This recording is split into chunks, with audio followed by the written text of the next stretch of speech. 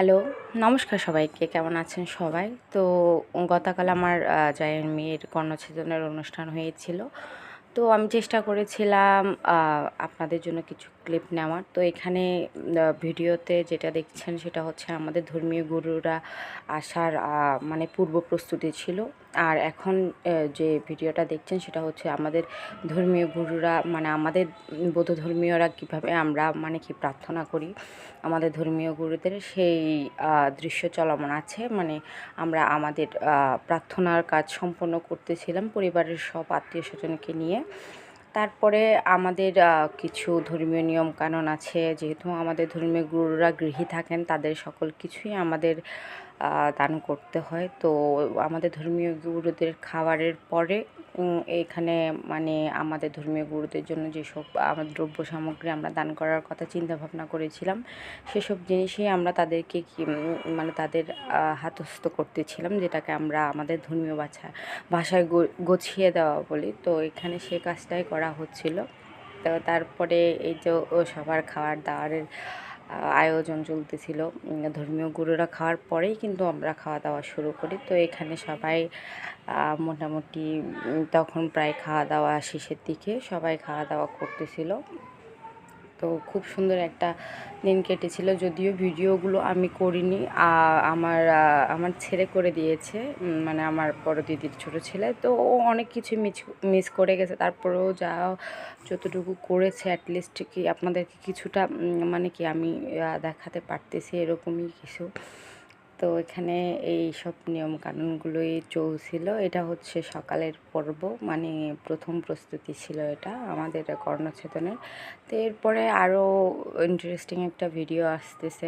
আমার জায়ের মেয়েকে আমি কর্ণছেদনের দিন সাজিয়েছিলাম, যে আমি তো সাজগোজ খুব করি, কিন্তু কথা হচ্ছে দীর্ঘদিন হয়ে গেছে আমি মানে কি যখন পার্লারে কাজ শিখছিলাম তখন দেখা যেত খুব সাজুগুজু করাতাম মানুষকে, কিন্তু এখন অসুস্থ হয়ে যাওয়াতে দীর্ঘদিন ধরে আমি খুব একটা কাউকে সাজাই না। তো আমার জায়ের মেয়ের খুব ইচ্ছে ছিল, তাই তাকে আমি সাজিয়েছিলাম।